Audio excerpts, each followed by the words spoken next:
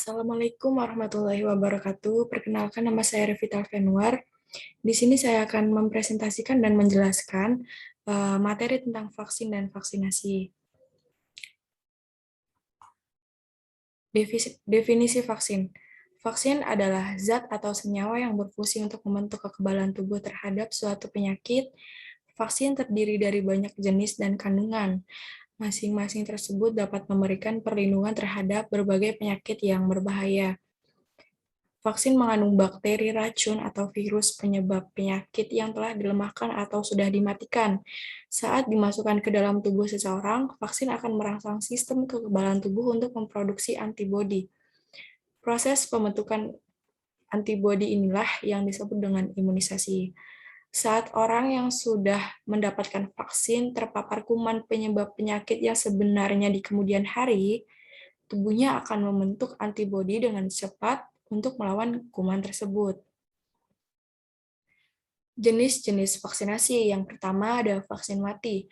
Vaksin mati atau disebut juga vaksin tidak aktif adalah jenis vaksin yang mengandung virus atau bakteri yang sudah dimatikan dengan suhu panas, radiasi, atau bahan kimia. Proses ini membuat virus atau kuman tetap utuh, namun tidak dapat berkembang biak dan menyebabkan penyakit di dalam tubuh. Oleh karena itu, kita akan mendapatkan kekebalan terhadap penyakit ketika mendapatkan vaksin jenis ini tanpa ada risiko untuk terinfeksi kuman atau virus yang terkandung di dalam vaksin tersebut. Namun, vaksin mati cenderung menghasilkan respon kekebalan tubuh yang lebih lemah jika dibandingkan dengan vaksin hidup. Hal ini membuat pemberian vaksin mati butuh diberikan secara berulang atau booster. Beberapa contoh vaksin yang termasuk jenis vaksin mati adalah vaksin polio, vaksin DPT, dan vaksin flu. Yang kedua ada vaksin hidup. Beberapa jenis vaksin mati, virus atau bakteri yang terkandung di dalam vaksin hidup tidak dibunuh, melainkan dilemahkan. Virus atau bakteri tersebut tidak akan menyebabkan penyakit namun dapat berkembang biak, sehingga merangsang tubuh untuk bereaksi terhadap sistem imun. Vaksin hidup ini dapat menyebabkan kekebalan yang lebih kuat dan perlindungan seumur hidup meski hanya diberikan 1 atau 2 kali.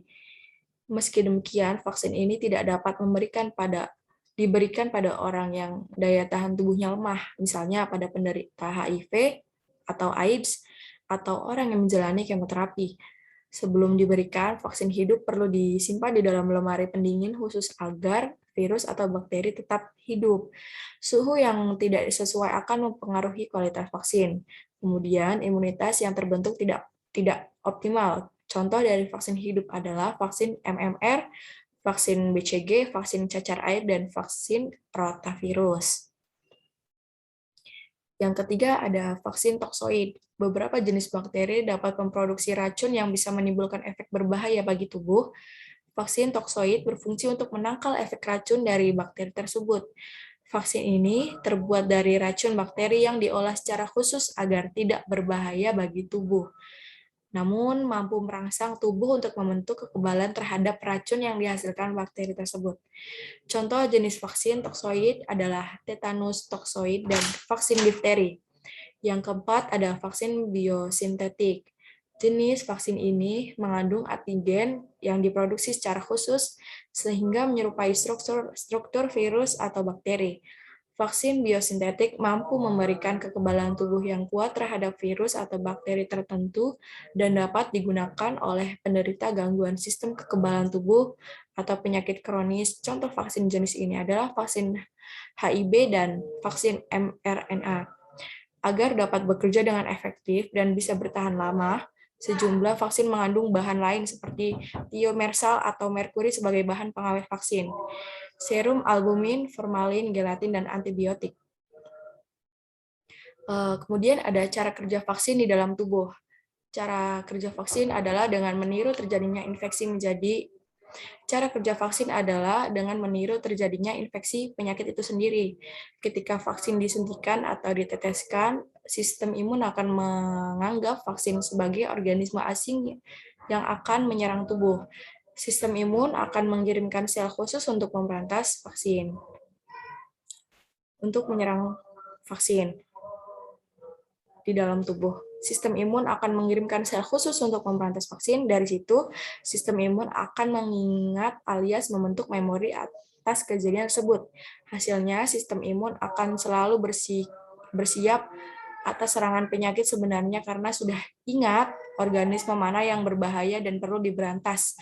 Pemberian vaksin akan menurunkan risiko orang-orang yang terserang penyakit. Kemudian efek samping dari vaksin. Seperti obat-obat lainnya, beberapa jenis vaksin dapat memicu munculnya efek samping, baik itu ringan maupun cukup parah.